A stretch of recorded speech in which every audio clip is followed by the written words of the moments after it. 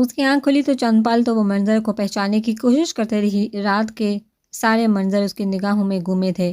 اس نے دیکھا تو اس کے مضبوط ہاتھ اس کے بازو کے گرد لپیٹے تھے، اس کے سانسوں کی آواز بخوبی وہ اپنی گردن پا محسوس کر سکتی تھی۔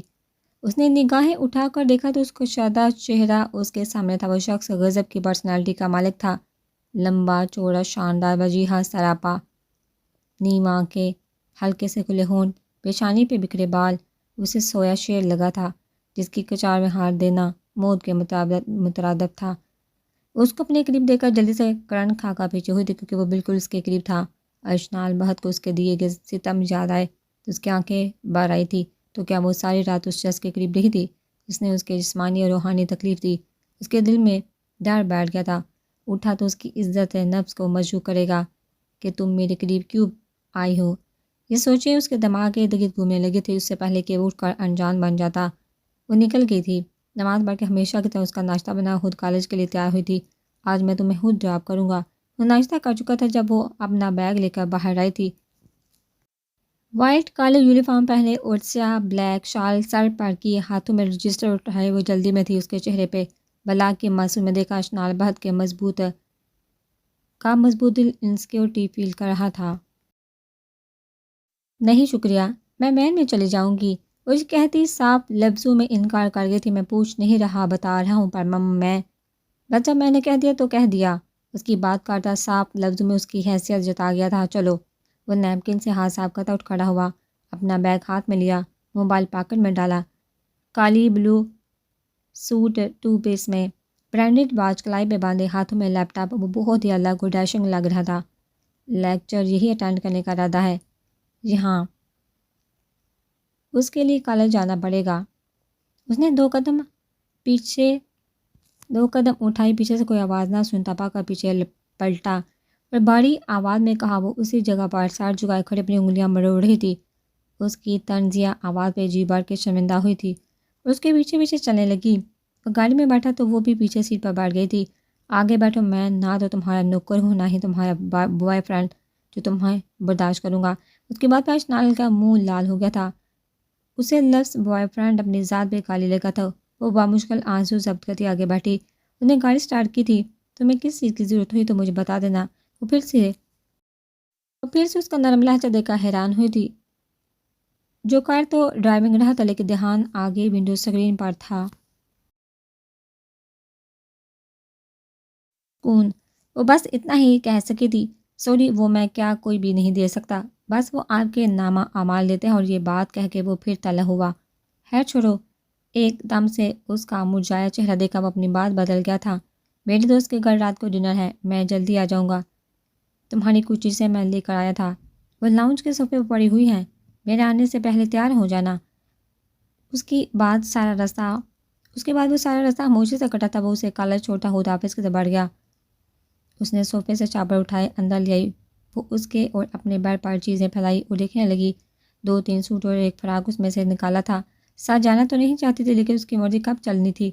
وہ بلو کلر کا فراق پہنے، ہیلز پہنے اور صرف لپسٹک لگائے، اور پھر جانے وہ کتنی دیر اس کا ویٹ کرتی رہی لیکن وہ نہیں آیا اور اس کا انتظار کرتے صوفے پر ہی سو گئی تھی۔ روشنال اجلت میں گھر آئے، وہ جلدی میں تھا۔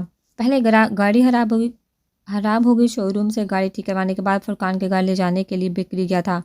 اوپر سے فرقان کی کالز پہ کال آ رہی تھی اور گھر آیا کہیں نظر نہ آئی تھی۔ صوفے پر دیکھا تو دیکھتا ہی رہ گیا تھا۔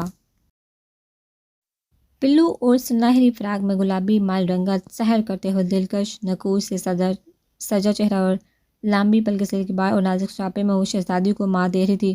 اس کا دوپٹہ کندھوں سے ڈھلک رہا تھا، اس کے سلکی بال اس کے چہرے اور کندھوں میں بکھرے ہوئے تھے۔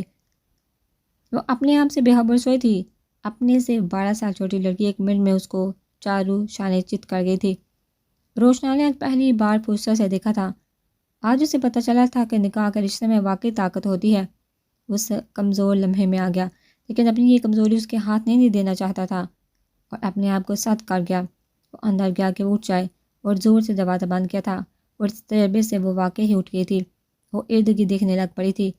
چلو، میں آلریڈی لیٹ ہوں۔ وہ ہر چیز کور کرتا ہوا اس تک آیا اور جلدی سے بولا تھا۔ اس کی بات سنتی وہ 7 ارک کی شال اپنے اوپر کر کے خود کو کور گیا تھا بیوقوف، تمو تو ایسے کری جیسے مسجد جا رہی ہو۔ اس کو اپنے اوپر لمبی شال کرتا دیکھ کر چڑا اور ٹوک گیا، پر ایسے میں کیسے وہاں آپ کے وہاں کوئی نہیں، اس کو ٹوکتا ہوا بولا تھا، پر آپ کے دوست تو ہیں نا۔ آپ کے لہجے میں لرزش نہیں، اعتماد تھا۔ ٹھیک ہے چلو، وہ اس کے بات سے متفق تھا، وہ چاہتا بھی یہی تھا، اس کی شہ ڈکی چھپی رہے اور وہ حقیقت میں اپنی چیزوں کے بارے میں خطرناک حد تک پوزیسو تھا۔ اشنال، وہ چیخ مار کے اٹھی تھی۔ کیا ہوا آپ کو؟ حسنال جو لیپ ٹاپ پر گیم کھیل رہا تھا، اسے پسینے سے شرابور ساڑھتے دوپٹہ نادارت روتا ہوا حسنال اس کے پاس بیٹھا۔ وہ اشنال، وہ ہاسپٹل میں ہے، کچھ نہیں ہوا۔ اسے تسلی دینے کے لیے اس کے سر پہ ہاتھ رکھا جب وہ شدت سے اس کے سینے سے آ لگی تھی اور سسکیوں سے رونے لگی، جبکہ حسنال ایک دم ساکت ہوا۔ اس نے منال سے اس چیز کی امید نہیں کی تھی، ایک دم سے اس کے دل میں نئے جذبات جگا گئی تھی۔ وہ صرف گیم، لیپ ٹاپ، موبائل اور نئے وغیرہ کے لیے جنونی تھا۔ وہ محبت میں جنونی تو نہیں تھا، لیکن وہ اسے شاید جنونی بنانے والی تھی۔ وہ کر گئی تھی، وہ بچہ تو نہیں تھا، وہ 23 سال کا پورا جوان مرد تھا۔ وہ خود سو گئی لیکن اسے بے چین کر گئی تھی۔ اب اس کی رات آنکھوں میں کٹنے والی تھی۔ وہ ایک ہی لمحے میں اس کا کام تمام کر گئی تھی۔ آپ کا نام کیا ہے؟ وہ کھانا کھا رہے تھے جب فرقان نے اس سے اس کا نام پوچھا تھا۔ اشنال، وہ ہلکی سی ہچکچاتی ہوئی بولی، نام تو آپ سے بڑھ کر پیارا ہے، اب کی کنزا بولی، جس سے اشنال شم گئی تھی۔ جبکہ کھانا کھاتے فرقان کا زوردار کھانسی آئی تھی۔ کیا یار، تو بڑا گناہ ہے، تو کہہ رہا تھا کہ بابی تجھ سے 12 سال چھوٹی ہے، تو بابی کو بچہ بچہ کہہ رہا تھا، یاد ہے تیری منگنی والے دن؟ اور یہ کیا، تو نے تو بابی کی بہن سے منگنی کی تھی۔ جب بھی میں سوچا تھا کہ بابی اتنی چینج کیسے ہو گئی ہیں، میں نے منگنی پہ دیکھا تھا، اس وقت یہ چھوٹی سی تھی۔ ویسے بابی کا نام تو نے رکھا ہے؟ فرقان نان سٹاپ بول رہا تھا اور آپ کی بات مانی ہیزی سے پوچھا تھا، لیکن روشنال کے لہجے پر تھریلے تاسا دیکھا منہ باندھ کر گیا تھا۔ آغا جان نے شادی کروائی تھی۔ وہ اپنے لہجے کو بہت حد تک کنٹرول کر پاتا، مضبوط اور سنجیدہ لہجے میں بولا، ورنہ اس کا دل کر رہا تھا کہ ہر چیز کو تہس نہس کر دے۔ جس دل سے اس نے بات کو سنبھالا تھا، یہ وہ ہی جانتا تھا یا اس کا خدا۔ کھانا کھاتے اس کے حلق میں نواں لٹکا تھا۔ اشنال نے بامشکل نظر اٹھا کر دیکھا، جس کا ضبط کرنے کے چکر میں لال ہوا تھا، وہ بھی اسی کو دیکھ رہا تھا۔ اس کی کاٹ نظروں سے وہ اندر تک سہم گئی تھی۔ اس کے بعد پھر تقریباً ہنسی مذاق چلتا رہا۔ فرقان اور روشنال لاؤنج میں بیٹھ کر باتیں کر رہے تھے اور ساتھ چائے بھی پیتے تھے، جبکہ فرقان کی بیوی کنزا اسے اپنے ساتھ کچن میں لے گئی تھی۔ مجھے لگتا ہے روشنال بھائی آپ کی بہت کیئر کرتے ہیں، تبھی تو آپ پریوں کی طرح لگتی ہیں، اس کی خوبصورتی سے متاثر ہو کر بولی تھی۔ آپ کی ایج کیا ہے؟ 19 سال کی، اس منتھ ہو جاؤں گی، وہ نگاہوں میں سادگی لیے بولی تھی۔ واٹ، 19 سال، اتنی کم ایج؟ کوئی مسئلہ تھا جو آپ کی شادی؟ وہ آدھی بات کرتے ادھوری چھوڑ گئی تھی۔ بابی، روشنال بلا رہا ہے، وہ کسی بات کا جواب دیتی کہ جب فرقان اسے اطلاع دینے آ گیا تھا۔ وہ باہر نکلی تو روشنال پہلے فرقان ملا اور فرقان نے اس کے سر پر ہاتھ پھیر کے 5000 کا نوٹ تھمایا۔ نہیں بائی، وہ اپنے ہاتھوں کو بھیج کی گویا صاف انکار کر گئی تھی۔ بائی بھی کہہ رہی ہیں اور پرایا بھی کر رہی ہیں۔ اس کے شکوے سے وہ نہ چاہتے ہوئے بھی آگے بڑھ کر لے گئی تھی۔ اس کے ایموشنل ڈائلاگز سے نہ چاہتے ہوئے بھی وہ پیسے پکڑ گئی تھی۔ کنزا نے بغور سے دیکھا، جس کے گلابی ہاتھوں کی لرزش ہو رہی تھی، پھر وہ ان سے اجازت لیتے باہر نکل آئے تھے۔ بیٹھو، وہ درشت لہجے میں داڑا۔ وہ گاڑی میں بیٹھی تو روشنال نے زور سے گاڑی کا دروازہ بند کیا اور خود بیٹھ کے گاڑی سٹارٹ کی۔ اشنال درود شریف کا بیت کرتی تھی کیونکہ گاڑی کی خطرناک حد تک فل سپیڈ تھی۔ خوف سے اس کا رنگ پیلا پڑ گیا تھا۔ اب پلیز آہستہ چلائیے، وہ گگیائی آواز میں بولی تھی۔ تم چپ بیٹھو، آج گھر جا کر حساب کلیئر کرتا ہوں۔ گھر پہنچیں گے یا میں بچوں گی تو حساب کتاب بچیں گے، اس نے دل میں سوچا تھا۔ روشنال موڑ کرتے ہی گاڑی کے سامنے ٹرک آ گیا تو اس کے بال سارے آگے، اس کے کندھے پر ہاتھ رکھتے ہوئے چیخی۔ اشنال، موڑ کرتے ہی گاڑی کے سامنے ٹرک آ گیا تھا، وہ اس کے کندھے پر ہاتھ رکھتے ہوئے چیخی تو اس کے سارے بال اس کوشش میں آ گئے تھے، ہرنی جیسی آنکھیں پھیل گئی تھی۔ روشنال نے اسے دیکھا اور اس نے ریورس کر کے بہت مشکل سے کنٹرول کیا تھا۔ تیزی سے گاڑی کراس کرنے کی وجہ سے اشنال کا سر ڈیش بورڈ سے لگا۔ اسے ایسے لگا جیسے اس کا سر گرم ہو گیا ہو، اور جب اپنے سر سے گرم سیال مادہ ہلکا سا نکلتا محسوس ہوا تھا، لیکن اس نے اپنا دوپٹہ مزید ٹائٹ کیا اور اوپر سر پر شال کالی تھی کہ اسے درد نہ ہو۔ تم ٹھیک ہو؟ روشنال سے دیکھتا ہوا بول رہا تھا، اس کو حیران دیکھ کر بولا تھا، جی میں ٹھیک ہوں۔ اپنے سر میں اٹھتی ٹیسو بمشکل قابو پا کر بولی تھی۔ وہ چند لمحے اسے دیکھتا ہے، پھر گاڑی اسٹارٹ کی۔ اس نے ایسے پوچھا جیسے رسم نبھائی ہو، اور اب کی بار گاڑی کی سپیڈ ہلکی تو نہیں پر تھوڑی سی کم ہو گئی تھی۔ اللہ اللہ کر کے اپنے سر پر ہاتھ رکھ کے گھر پہنچی تھی۔ آپ کے کپڑے نکال دوں؟ وہ ڈرتے ڈرتے بولی تھی۔ جو جب سے آیا تھا پریشان بیٹھا ہوا تھا، وہ بیڈ پر بیٹھا گہری سوچ میں گم تھا۔ کل جب میں یہاں آؤں تو تم مجھے نظر نہ آؤ تو پھر میں کہاں جاؤں؟ وہ حیران پریشان ہو کر سوال کرنے لگی۔ اسے تو اس سوال کی امید ہی نہیں تھی۔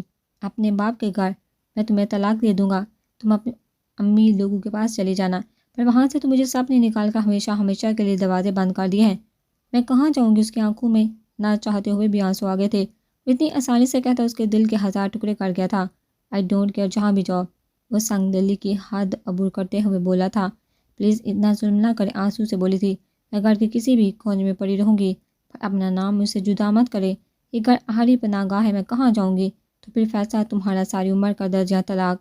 اس کی خوبصورت سراپے سے نظر چرا کر بولا تھا۔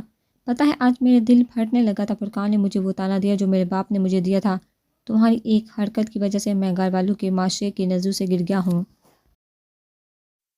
اس کو تم نے خود سنگ دل بنایا ہے۔ وہ اپنے دل پر ہاتھ رکھتے ہوئے بولا تھا۔ میں ایسا شخص بن گیا ہوں جو تمہیں موت کے منہ میں دھکیلنے کی کوشش کروں گا۔ اس آگ سے بچا لو خود کو، میں آخری بار کہہ رہا ہوں، خود کو میرے نام سے آزاد کروا لو۔ تمہاری زندگی جلنے سے بچ جائے گی، کیونکہ میں تم سے اتنی نفرت کرتا ہوں جس کی کوئی انتہا نہیں۔ تم مجھ پر گرا گزری ہو اور تم یہ چاہتی ہو کہ زندگی کی جگہ میرا دل نہ پڑ سکتا ہے، یا میں اپنے تمہارے رشتے میں گنجائش رکھ سکتا ہوں۔ ایسا کچھ نہیں، میں اب بدل گیا ہوں، اب میں دھوکوں میں نہیں آتا۔ اسے واضح کہہ رہا تھا، ورنہ مجھے کچھ مت کہنا۔ اب بات نرمی سے کر رہا تھا۔ آپ اپنی جلتی آگ میں مجھے جلائیے، جب آپ کی مجھ سے نفرت کی آگ بجھ جائے تو مجھے اس وقت آزاد کر دیجیے گا۔ اسے کہنا تو بہت کچھ چاہتی تھی، وہ بے قصور ہے۔ وہ اس شخص کا گریبان پکڑ کے اس گزرے نقصان کا حساب لینا چاہتی تھی جس نے اس کی ہنسی مسکراتی زندگی چھین لی تھی۔ وہ اپنے اوپر کیے گئے ستم کا حساب لینا چاہتی تھی، لیکن وہ نہ کہہ سکی۔ وہ شخص اپنے انتقام کے لیے اس کی روح کو پامال کر گیا تھا۔ اس کی آنکھوں میں ایک آنسو نہیں دیکھ سکتا تھا۔ وہ اس شخص کا اعتبار دلانا چاہتی تھی، یہ کہہ کر اس کو حیران چھوڑتی چلی گئی تھی۔ وہ کمرے میں آئی تو اس کے صبر کی تنابیں ٹوٹ گئی تھی۔ سر سے شال اور دوپٹہ اتار کر پھینکا تو سر پہ درد ہوا ہاتھ لگا کر دیکھا خون تھا۔ وہ سیر دراز کے ساتھ بیٹھی اپنے بیڈ پہ بازو رکھتی ہچکیوں سے روٹھی تھی۔ وہ کچھ بھی نہیں کر سکتی تھی، نہ اپنے حق کے لیے لڑ سکتی تھی۔ نیچے دراز سے بابا کی تصویر نکال کے اپنے سینے سے لگا کر بچوں کی طرح پھوٹ پھوٹ کر روئی تھی۔ اسے لگا کہ وہ آج یتیم ہوئی ہے، آج بے سہارا ہوئی ہے۔ وہ ٹوٹ بکھر کر روئی تھی۔ ماما بابا، آپ مجھے چھوڑ کر گئے ہیں، آپ نے پسند کی شادی کی تھی تو اس میں میرا کیا قصور تھا؟ آغا جان تو کہتے ہیں کہ میں ان کا ہوں نہیں، مجھے بڑی ماما نے بھی گھر سے نکال دیا ہے۔ مجھے آج پتہ چلا کہ گھر کیا ہوتا ہے، یتیم لفظ کیا ہوتا ہے، رشتے کیا ہوتے ہیں، زندگی کیا ہوتی ہے، سانس کیا ہوتی ہے۔ مجھے ایسا لگتا ہے جیسے میری سانسیں چل رہی ہیں، زندگی ختم ہو گئی ہے۔ ماں باپ کے بغیر بھی کوئی زندگی ہوتی ہے۔ اسے لگتا ہے جیسے مجھے موت آ گئی ہو اور مجھے یقین نہ آ رہا ہو۔ ماما بابا، میں مار رہی ہوں، آپ کی شہزادی سے زندگی سے تانگ آ گئی ہے۔ ماما بابا پلیز مجھے اپنے پاس بلا لیں۔ بابا، آپ کے بابا کے اتنا بڑا بنگلہ بھی میرے لیے جگہ نہیں۔ بابا، آپ کی بھتیجی کے فلیٹ کے 4 کمروں میں میرا وجود کہیں بھی نہیں۔ بابا، خدا کی اتنی بڑی دنیا میں میرے لیے کم جگہ پڑ گئی ہے، میرا وجود ہر جگہ انفٹ ہے۔ ماما، آپ کی شہزادی ٹوٹ جائے گی، پلیز اسے اپنے پاس بلا لیں۔ بابا، جب سارے رشتے اتنے ظالم ہیں تو یہ دنیا کتنی ظالم ہوگی جو مجھے گندا کر دے گی، مجھے رسوا کر دے گی۔ مجھے آپ کی بھتیجی نے بھی جہنم میں دھکیل دیا ہے۔ بابا، اپنے اللہ سے بولیے نا کہ مجھے بھی اپنے پاس بلا لے۔ آپ تو ان کے پاس ہیں، وہ آپ کی کوئی بات رد نہیں کریں گے۔ آپ مجھے اپنے پاس بلا لیں تو میں، ماما اور آپ تینوں بہت خوش رہیں گے، چاہے دنیا کی کوئی ٹینشن نہیں ہوگی۔ بابا، آپ اللہ کو بتائیے نا کہ سب ظالم ہیں۔ اللہ، آپ تو میری بات مان لیں۔ وہ سب کی باتیں کرتی، آخر میں اللہ سے التجا کر گئی تھی۔ اس کو بیچ کر وہ بے سکون ہو گیا تھا۔ 2 گھنٹوں سے وہ کروٹ پلٹ رہا تھا پر اس کی نیند تو نہیں آ رہی تھی۔ کسی کو بے چین کر کے نیند آ بھی کیسے سکتی ہے؟ آنکھیں بند کی تو چم سے اس کی آنکھوں کے آگے ہلنی جیسی خوفزدہ آنکھیں آئی تھی۔ ایک دم سے بے چین ہو کر اٹھا تھا۔ اسے فرقان کی باتوں سے اتنا فرق نہیں پڑا تھا۔ اسے فرق تب پڑا تھا جب آج ایکسیڈنٹ سے روکنے کے لیے اس نے اس کے کندھے پر اپنا ہاتھ رکھا تھا۔ اس کی ہلنی جیسی خوفزدہ آنکھیں دیکھ کر جب اس کے لمبے بال آگے ایکسیڈنٹ کی کوشش میں آگے آئے تھے، اس وقت وہ اس کے دل کی دنیا کو تہ و بالا کر گئی تھی۔ وہ مضبوط اعصاب کا شیر جیسی جسامت کا مالک آج اس سے ڈر گیا تھا۔ اس کے ہاتھوں کا لمس اس سے ابھی اپنے وجود پر محسوس ہو رہا تھا۔ وہ اس لمحے سے ڈر گیا تھا جب اشنا نے اس کا پہلی دفعہ نام لیا تھا۔ وہ اس لیے ڈر گیا تھا کہ کہیں وہ اپنے گھٹنے اس کے آگے نہ ٹیک دے۔ اسے خود سے دور بھیجنا چاہتا تھا کہ لوگ سچ میں اسے بدکردار نہ سنبھلے۔ اپنے آپ کو ظالم تصور کر کے بھیجنا چاہتا تھا کہ وہ اس سے ڈر کر چلی جائے۔ اس سے ایک لمحے سے ڈر گیا تھا جب اسے اشنا سے عشق ہو گیا تھا، جب وہ اس کی آنکھوں میں ڈوب سا گیا تھا۔ بار بار تصور میں ہندی جیسی آنکھیں دیکھ کر بے چین سا اٹھ کھڑا ہوا اور سلیپر پہنتا اس کے کمرے کی طرف قدم بڑھا گیا تھا۔ اس کے کمرے کی طرف آیا تو کمرہ لاک نہیں تھا، دروازہ کھل کر داخل ہوا تھا۔ اس کا دوپٹہ بیڈ پر پڑا ہوا تھا، اسے زمین پر بیٹھے بیڈ پر ایسا رکھے پایا تھا۔ بابا مجھے اپنے پاس بلائیے، یہ کہتے ہوئے ساتھ اس کی سسکی نکلی تھی۔ اس نے اسے سیدھا کیا تو حیران رہ گیا کیونکہ وہ سوتے ہوئے کہہ رہی تھی۔ اس کے ان لفظوں سے روشنال بہت کے دل میں کئی ٹیسیں اٹھی تھی۔ اس کا سر اوپر کے اس کے ماتھے سے خون نکلتا دیکھ کر وہ پریشان ہو گیا تھا۔ خون اب سوکھ چکا تھا اور جب اسے اپنے دیے گئے درد یاد آئے تھے، اس نے کون سا خوشی کے لمحات دیے تھے جو وہ اسے اپنے زخم دکھاتی یا اپنا درد بتاتی۔ اس کا دل کیا کہ وہ اسے خود میں چھپا لے۔ کچھ دیر بعد اپنے دل کی خواہش پر لبا کہتا اسے سیدھا کر کے اپنے ساتھ لگا لیا تھا۔ اس کے ہاتھوں میں کوئی تصویر تھی۔ اس نے تصویر دیکھی جس میں چاچو اور چاچی تھے۔ چاچو نے اسے اٹھایا ہوا تھا۔ وہ ہک ڈاک کر رہ گیا تھا۔ اس چاچو کی اولاد تھے جو اس سے جان سے پیارے تھے، جو اس کی ہر خواہش پوری کیا کرتے تھے۔ وہ اس کے چہرے پر مسکان کی بجائے الٹا وہ ان کی بیٹی کے درد کی وجہ بن گیا تھا۔ اسے ہر روز نیا درد دیتا۔ وہ تصویر کو سائڈ ٹیبل پر رکھ گیا کیونکہ جسم سے تپتی حرارت نکل رہی تھی۔ اسے شاید بخار ہوتا۔ اس کا کانپتا جسم آگ سے زیادہ گرم تھا۔ اس کی سانسیں غیر ہموار لگ رہی تھی۔ اس کے گلابی چہرے پر آنسو کے میٹھے میٹھے نشان تھے۔ اس کی آنکھیں سوجی ہوئی تھی۔ وہ اس کی حالت دیکھتا اپنے کمرے میں لے آیا اور بیڈ پر اسے لٹایا تھا۔ اس کے اوپر کمفرٹ ڈالا اور وقت کی پرواہ کے بغیر وہ کلینک نکلا۔ اس کے دل میں وحشت اٹھ رہی تھی۔ اس کے حال میں دیکھا اسے سکون نہیں مل رہا تھا۔ ہر روز وہ اسے درد دیتا تھا۔